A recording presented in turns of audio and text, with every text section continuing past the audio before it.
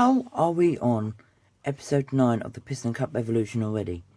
I don't know, and I'm not too sure.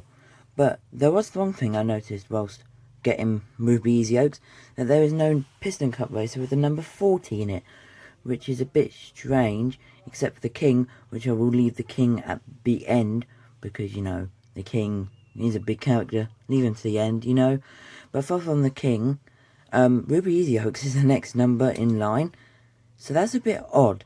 And of course, today we'll be taking a closer look at Ruby. I will not be opening up the Thailand variant, because, you know, I don't want to exactly open him up. I don't like this variant of much of Ruby, but I do like how it rolls inside the package.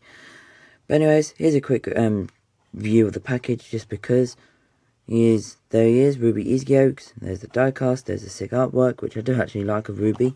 Mattel 3+, cars, Mattel. Other cars on the back, those two are a lie, and then other Piston Cup racers. Pretty cool. Of course, here is Ruby now. Do not need to add any pictures where he was seen in the movie. This is actually the raised eye variant, or the non-raised eyes.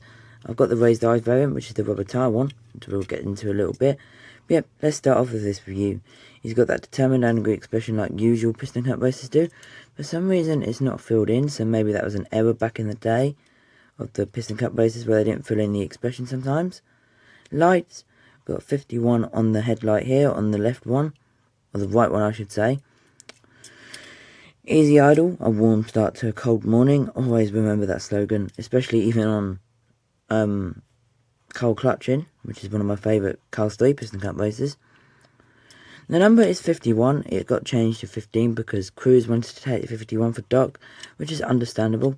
And of course, 51 should always never been used in the Piston Cup line, just because of that one reason. We got, of course, the roof flaps here.